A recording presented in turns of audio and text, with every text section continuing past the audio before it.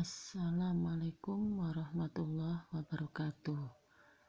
Jumpa lagi di sini bersama Ibu Dwi. Kali ini kita akan membahas tentang kekerasan dalam rumah tangga. Salah siapakah adanya kekerasan dalam rumah tangga? Kekerasan dalam rumah tangga itu bisa dilatar belakangi oleh diri sendiri. Diri sendiri yang tidak bisa mengontrol emosi itu akan mengakibatkan kekerasan pada diri sendiri. Ketika kita menghadapi suatu masalah dengan pasangan kita, maka yang harus dilakukan adalah dengan mengajak berbicara tentang permasalahan yang ada terlebih dahulu dan tidak boleh main emosi. Karena ketika kita main emosi, maka yang terjadi adalah bukan penyelesaian, tetapi akan semakin memperuncing permasalahan yang ada. Apalagi pasangan kita apabila terjadi kesalahpahaman dan pasangan kita tidak melakukan kesalahan itu, dia tentu akan membela dirinya. Oleh karena itu, apabila kita ada masalah dengan pasangan kita, solusinya adalah kita berbicara, bermusyawarah, mengetahui latar belakang permasalahannya apa dan dibicarakan dengan baik-baik. Jadi kita harus bisa mengendalikan emosi agar tidak memancing amarah pasangan kita. Yang kedua adalah dari pasangan. Yang dimaksud di sini adalah pasangan yang melakukan poligami, pasangan yang melakukan selingkuh, pasangan yang kecanduan narkotika, itu bisa menjadikan faktor kekerasan dalam diri kita. Karena pasangan yang poligami tentunya dia harus bisa membagi waktu dengan istri-istrinya yang lain. Dan di sini kita tidak boleh egois. Karena kita menikah dengan pasangan yang poligami. Jadi konsekuensinya kita sudah tahu di awal. Sehingga kita harus bisa mengendalikan diri dan kita tidak boleh menuntut yang berlebihan kepada pasangan kita karena mempunyai istri yang lain. Ketika kita menuntut perhatian yang lebih dari pasangan kita, tentunya ini akan menimbulkan ketidaknyamanan pada pasangan kita. Ketika sama-sama tidak terkontrol, maka yang terjadi adalah akan terjadinya kekerasan. Yang kedua adalah pasangan selingkuh. Ketika kita menyikapi pasangan kita yang selingkuh ini dengan tidak bijaksana, maka ini pun akan mengakibatkan kekerasan pada diri kita. Solusinya adalah kita harus introspeksi diri. Mengapa pasangan kita selingkuh? Apakah itu kesalahan dari diri kita atau itu memang karakter pasangan kita?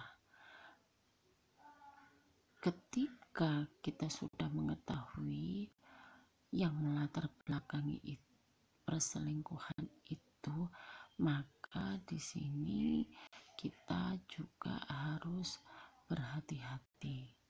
Berhati-hati apa? Ketika kita yang salah sehingga suami selingkuh, maka kita harus memperbaiki diri. Tetapi ketika suami kita yang selingkuh itu memang karakternya, maka kita di sini mencoba untuk merubah karakter tersebut. Ketika sudah tidak bisa dipertahankan dan pasangan kita tetap mempunyai karakter suka selingkuh, maka di sini adalah hak kita untuk menentukan apakah kita sanggup menerima keadaan atau tidak. Jadi di sini kita harus mengetahui faktor penyebab selingkuh tersebut. Ketika faktor itu ternyata dari diri kita, maka kita harus merubah sikap kita. Yang ketiga adalah pasangan yang kecanduan narkotika. Dengan kecanduan ini tentu kadang pasangan kita itu melakukan hal-hal yang di luar kesadaran. Di sini kembali lagi pada kita. Ketika kita bisa menyikapinya dengan bijaksana, maka kita harus membantu pasangan kita agar keluar dari jerat narkotika. Jadi di sini kita dalam menyikapinya jangan dengan kekerasan, dengan cara penyampaiannya juga harus dengan hati-hati. Lebih baik kita membantu pasangan kita untuk keluar dari narkotika. Selanjutnya adalah kekerasan dalam rumah tangga karena faktor ekonomi. Tidak bisa dipungkiri bahwa namanya hidup itu banyak kebutuhan. Nah, kebutuhan itu bisa dipenuhi apabila kita mempunyai ekonomi atau pemasukan. Ketika perekonomian kita tidak bagus, maka akan menimbulkan banyak masalah. Nah, di sini ketika kita menyikapinya juga dengan baik, maka kita juga tidak akan timbulnya konflik dengan pasangan. Oleh karena itu, masalah ekonomi ini bisa karena pasangan kita pengangguran, bisa karena pasangan kita gajinya kecil, bisa karena pasangan kita sudah mempunyai pekerjaan tapi tidak beri nafkah. Bisa juga pasangan kita itu mempunyai hutang. Nah, siapa sih yang mau pengangguran? Tentu semua orang tidak mau menjadi pengangguran. Namanya berkeluarga, namanya kehidupan itu terkadang tidak sesuai harapan. Apalagi menyikapi adanya COVID seperti ini, otomatis mempengaruhi dari segi perekonomian. Ada beberapa perusahaan yang tutup, sehingga terjadi pengangguran. Nah, apabila pasangan kita pengangguran, maka kita tidak boleh menekan pada pasangan kita. Maksudnya di sini adalah kita menyikapinya, mencari solusi bersama-sama untuk mencari sumber-sumber ekonomi yang lain. Karena ketika seseorang tiba-tiba menganggur, itu pun mengganggu kondisi psikologinya. Nah, ketika kita menuntut dengan keras agar dia mencari pekerjaan tidak dengan cara baik-baik, maka itu juga akan menekan mentalnya pasangan kita. Iya, kalau cepat mendapat pekerjaan. Nah, kalau tidak, nah itu akan menimbulkan emosi pasangan kita. Nah, otomatis akan ketika emosi itu tidak terkendalikan, maka kemungkinan besar akan terjadinya kekerasan dalam rumah tangga. Kemudian yang kedua adalah gajinya kecil. Ketika pasangan kita memperoleh gaji kecil, maka kita harus bisa memanage keuangan, sehingga dan kita tidak boleh menuntut suami kita yang berlebihan. Yang ketiga adalah tidak beri nafkah. Kita harus mengetahui dulu mengapa pasangan kita tidak beri nafkah. Nah, jadi di sini semuanya adalah faktor ekonomi.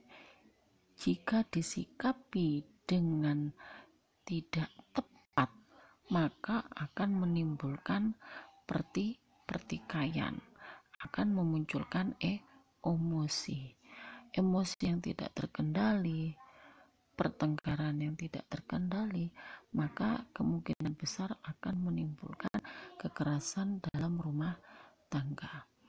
Oleh karena itu, kekerasan dalam rumah tangga itu bisa kita hindari dengan cara kita bisa mengendalikan diri sendiri, kita bisa mengontrol emosi kita bisa membuat segala sesuatu itu dengan sikap bijaksana. Kita tidak boleh menyalahkan keadaan, dan kita bersama-sama untuk saling dukung satu sama lain dan berusaha mencari solusi ketika terjadi permasalahan. Demikian penjelasan dari Ibu. Mudah-mudahan kita semuanya terhindari dari kekerasan dalam rumah tangga. Assalamualaikum warahmatullahi wabarakatuh.